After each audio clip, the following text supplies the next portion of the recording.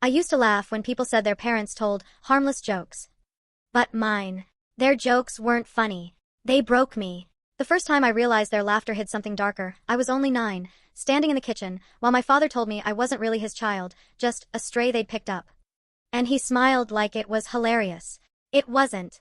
It was the beginning of the cruelest game they ever played. From the outside, we looked like any ordinary suburban family. A neat little house with white shutters in Portland, a garden my mom loved to show off, barbecues in the summer where Dad wore his ridiculous apron that said, King of the Grill. People thought we were picture perfect. They saw my parents, Donna and Richard, as kind, funny, maybe a bit sarcastic but loving.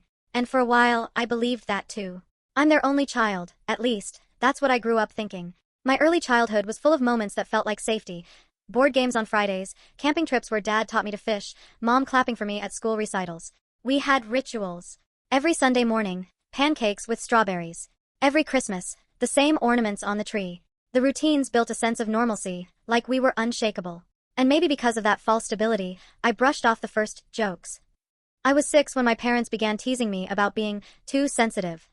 If I cried when I scraped my knee, they'd laugh, saying, "Oh, better not break her, she's fragile glass." When I got scared of thunderstorms, Dad would grin and flick the lights, pretending the house had lost power, while Mom whispered, "The monsters must be awake." Then they'd laugh when I screamed. It was supposed to be playful. At least, that's how they framed it. But deep down, I remember the sting. The way my chest would tighten, the way I'd pretend to laugh just to make them stop. As I grew older, the jokes sharpened. They went from silly teases to twisted little narratives. Mom would lean down at bedtime and whisper, "Don't open your closet. If you do, we won't come save you."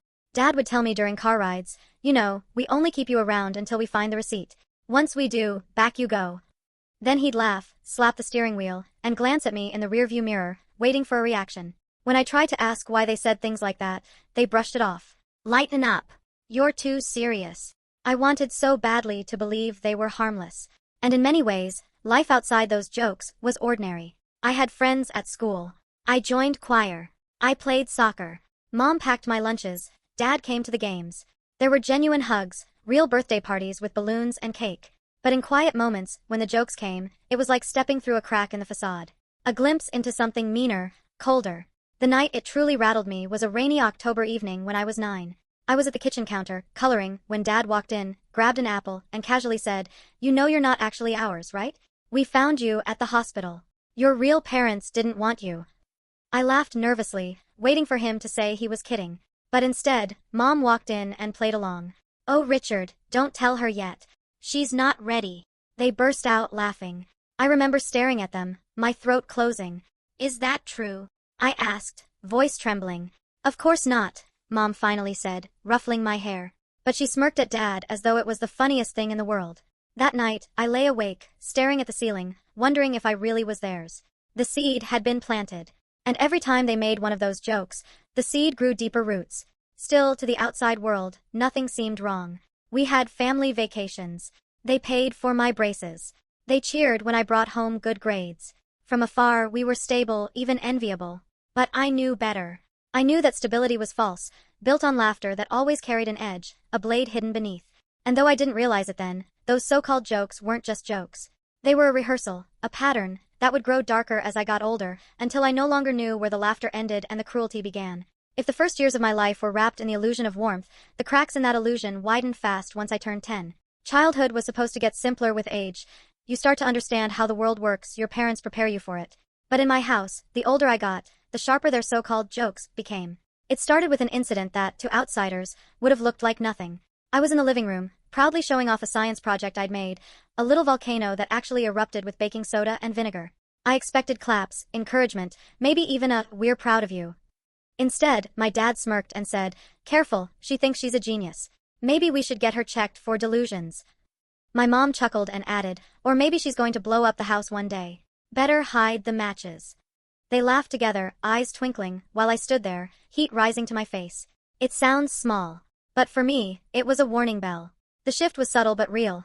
The jokes weren't just playful anymore, they were meant to undercut, to belittle, to isolate me even in my own home. When I tried to defend myself, insisting it wasn't funny, Dad leaned back in his chair and said, "You'll never survive in this world if you can't take a joke. People will eat you alive."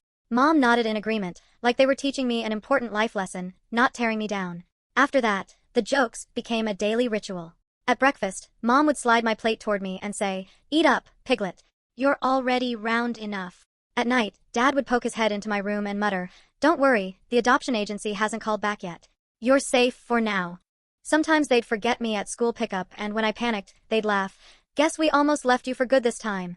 One afternoon, when I was 11, they took it further than ever before. I had come home crying after being teased at school. Instead of comforting me, my mom burst out laughing. "You're upset?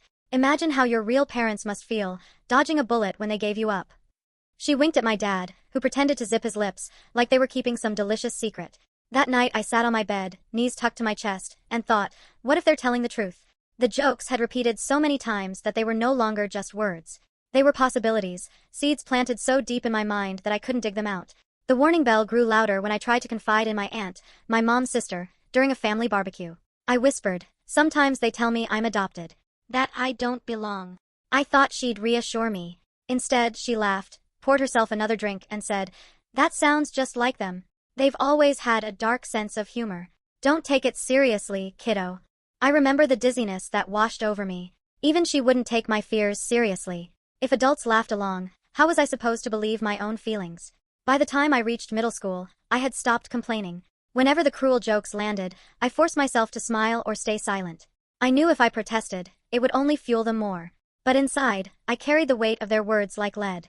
The world outside saw nothing wrong. Teachers praised me for my neat handwriting. Neighbors waved, complimented my parents on raising such a well-mannered daughter.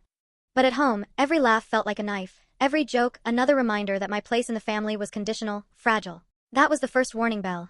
The moment I understood the jokes weren't harmless. They were a tool. And I was the target. And as the years went by, the bell would ring louder, until silence felt more dangerous than the truth itself. By the time I was 13, the jokes weren't confined to the privacy of our living room anymore. They had become my parents' favorite party trick. At gatherings, they'd call me over in front of friends or neighbors, put an arm around me, and say things like, "This one? She's our little mistake, but we're stuck with her." Everyone laughed. I laughed too, at least I pretended to. But inside, I felt my stomach twist so hard I thought I'd be sick. That was when isolation started creeping in. I stopped inviting friends over because I couldn't predict what my parents might say. Once, I begged them to behave when my best friend Julia came by after school. They promised. But the moment we sat down for snacks, Dad grinned and said, "Careful, Julia. Don't leave your stuff lying around. We found Marissa in a lost and found, and we're still not sure we want to keep her." Julia laughed nervously, but her eyes darted to me, confused. I felt my cheeks burn. When she left that night, she hugged me awkwardly and never came back.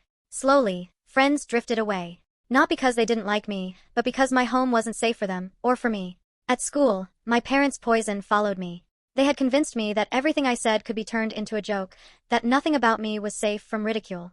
So I withdrew. When classmates teased me, I didn't fight back. I just absorbed it.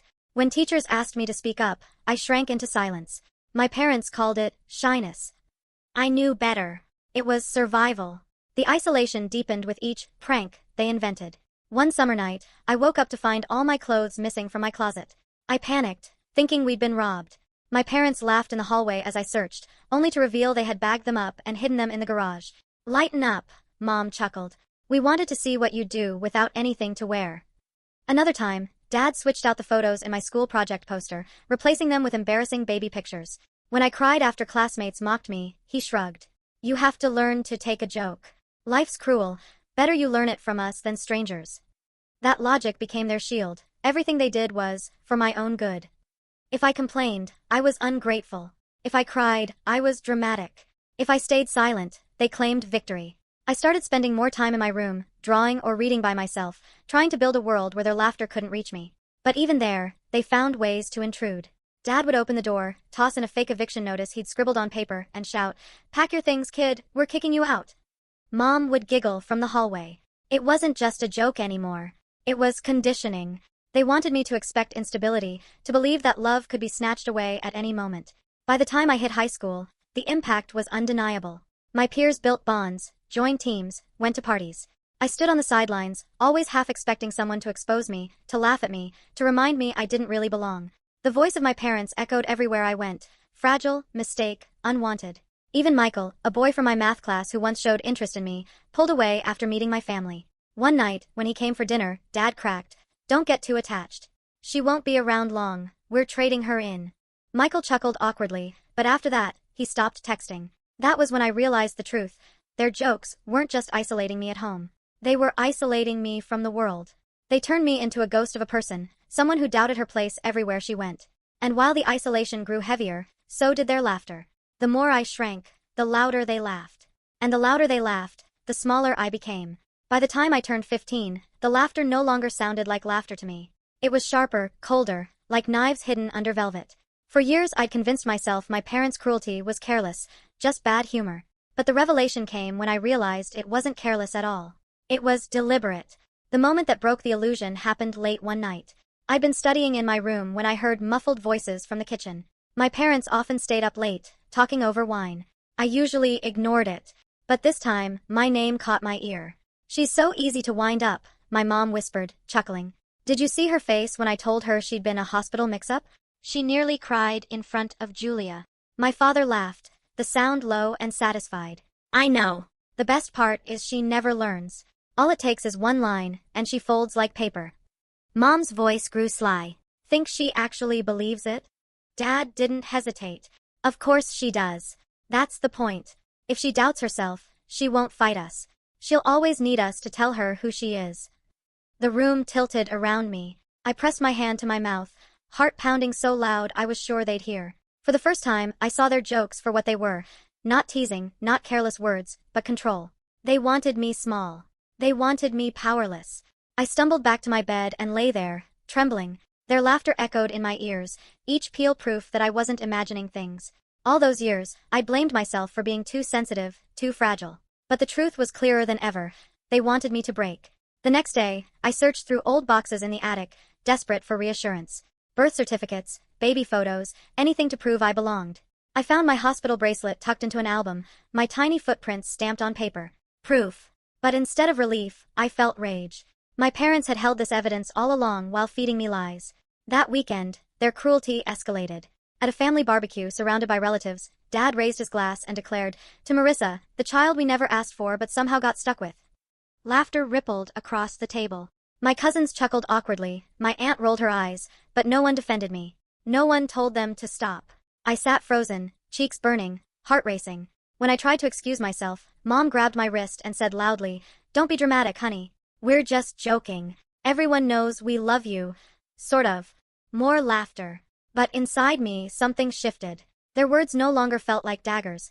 They felt like chains. And for the first time, I didn't just feel hurt. I felt trapped. That night, I confronted them. My voice shook, but I forced the words out. "You're not joking. You're doing this on purpose. You want me to feel unwanted." They looked at each other and burst out laughing again, as if my anger proved their point. Dad leaned closer, eyes glinting. "Sweetheart, if you can't tell the difference between a joke and the truth, maybe that's your problem, not ours." The room spun. That was the revelation. There was no difference to them. They blurred the lines on purpose. They used jokes as cover, a wee asterisk p asterisk n sharpened by laughter. And because everyone else saw only smiles, no one ever questioned it. I went to bed that night with one realization echoing in my mind. I wasn't crazy. I wasn't too sensitive. I was being broken down, piece by piece, by the two people who were supposed to protect me most. And the scariest part? They were enjoying every second of it. Once the revelation settled in, a new fire burned inside me. The despair hadn't vanished, but it transformed into something sharper. Defiance. If my parents thrived on making me small, then my counterstrike had to be about becoming bigger than their laughter. It started quietly. I began journaling every joke, every cruel remark, every whispered manipulation. At first, it was survival, proof to myself that I wasn't imagining things. Each entry became a stone in the foundation of my sanity. When Dad mocked me for writing sad poetry, I smiled thinly, knowing he'd never guess those pages were my shield. But I needed more than ink and paper. I needed allies. So I reached out to my best friend, Lila, a girl with a sharp tongue and no patience for cruelty. Sitting across from her at a coffee shop, I slid my notebook across the table. "Read," I whispered. Her brows furrowed as she flipped through page after page. By the time she looked up, her face was pale. "Marissa, this is abuse. They're not joking. She cut herself off, clenching her fists. "You can't keep letting them do this." Hearing her say it out loud felt like oxygen filling my lungs. For years, I'd lived in a fog of doubt. Now, finally, someone else saw it. Someone else confirmed it. With Lila's encouragement, I found the courage to push back. The next time Mom quipped at dinner, "Careful, Marissa, don't eat too much or no one will want you," I met her gaze squarely and said, "Funny, coming from someone who's been rejected by her own siblings." The silence was instant. Dad's fork froze mid-air. Mom's lips curled into a thin line. For the first time, their laughter faltered. It was a small victory, but it fueled me. I began responding to their barbs with calm, cutting truths. Not yelling, not crying, just exposing the rot beneath their jokes. Each time I refused to flinch, I watched frustration flicker across their faces. Of course, they didn't take it lying down. Dad retaliated by hiding my phone, claiming I was too distracted to deserve it. Mom canceled a weekend outing I'd been planning with Lila, saying, "If you're going to act grown up, you can handle disappointment like one." Their control tightened, but so did my resolve. I started recording conversations on my phone, slipping it into my pocket before dinner. Snippets of their cruelty, their laughter, their jokes, stripped of context. I didn't know yet what I'd do with them, but having proof felt powerful. Then came the turning point. At a family gathering, with uncles, aunts, and cousins filling the living room, Dad raised his glass again. "To our little mistake," he toasted, smirking at me. "At least she gives us something to laugh about." I felt the familiar sting. But instead of shrinking, I pulled out my phone and pressed play. The room filled with their voices, mocking, cruel, undeniable. Gasps rippled through the relatives. My aunt's face went pale.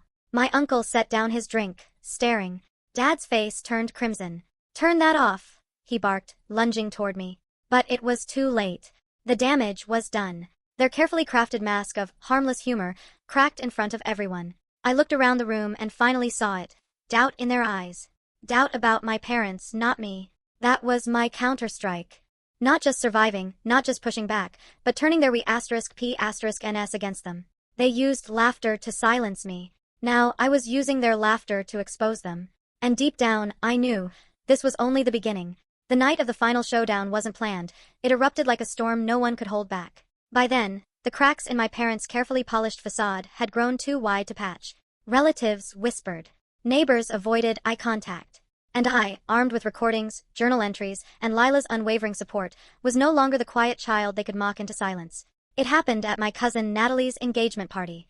The house was buzzing with chatter, glasses clinking, music humming softly in the background.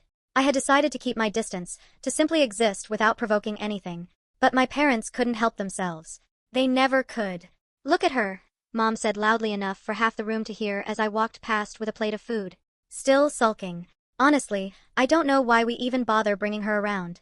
She's nothing but dead weight. Dad chuckled, adding, "Don't mind her. That's our family tradition, raise one child who's worth something and one extra." Laughter, nervous and forced, rippled through the group.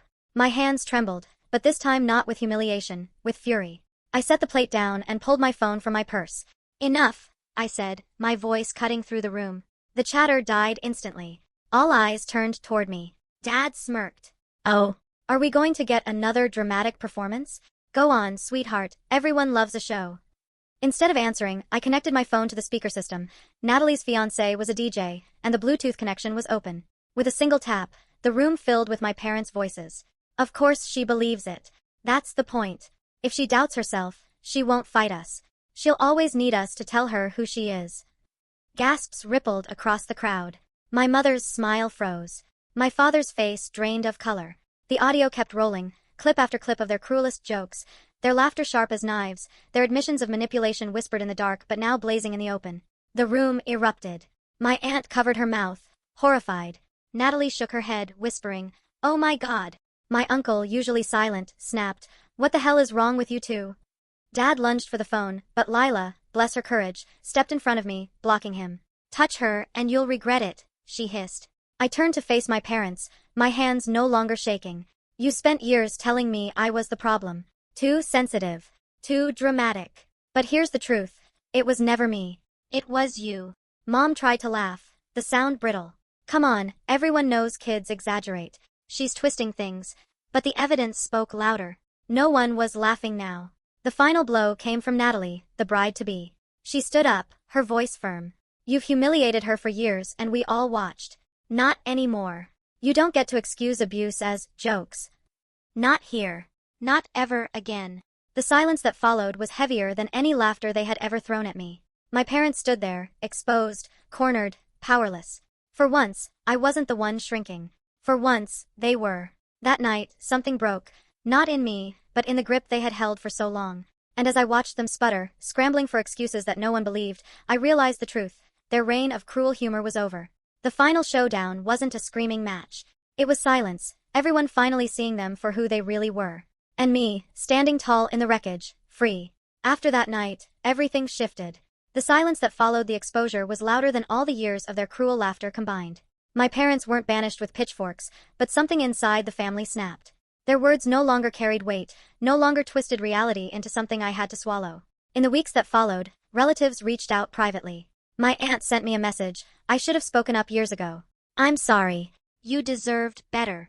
My uncle stopped by with a box of old books, telling me quietly, "You're stronger than they ever gave you credit for." Even Natalie called, her voice thick with regret. We all saw it, but we let it slide. Never again. My parents, on the other hand, went into damage control mode. They tried to spin the story, telling anyone who would listen that I'd edited the recordings, that I was vindictive and ungrateful. But the more they fought, the more they revealed their desperation. And no one was buying it anymore. At home, the tension was suffocating. They stopped making jokes about me, at least out loud, but the glares, the muttered insults under their breath, the cold war of slammed doors lingered. Yet for the first time, I wasn't crushed by it. Their silence wasn't power anymore. It was proof they knew I'd won. I poured my energy into building a new life outside their shadow. I joined the school newspaper, using my voice to write articles that cut through hypocrisy. I picked up art again, sketching late into the night, filling page after page with images that felt like freedom. And with Lila's encouragement, I even started therapy, where I learned the most important truth of all. Their cruelty was never my fault. For years, I thought I was broken, too sensitive, too dramatic, too weak. But standing there with the truth finally out, I realized I wasn't broken at all. I'd been bent, yes, but not destroyed. And bending only made me stronger when I stood up again. The aftershocks rippled long after. Holidays became quieter. Fewer relatives showed up when my parents hosted. Some family members cut them off entirely. My parents wore their bitterness like armor, but it didn't pierce me anymore. Their power came from my silence, and I'd taken that away. I sometimes think back to all those nights, lying awake, wondering if I was crazy for feeling hurt. Now I know better. I wasn't crazy, I was surviving. And survival, in its own way, was a form of rebellion. One afternoon, as I sat on the porch journaling, Dad walked past without a word. No insult. No smirk. Just silence. For once, I was the one laughing. Not at him, not cruelly, but with relief. Because I knew, finally, they couldn't touch me. Not really. The scars are there, of course. Words don't vanish just because the truth is exposed. But scars are proof of healing, not weakness. And if there's one thing I carry with me now, it's this. They tried to define me with cruelty. I defined myself with truth. And truth will always win.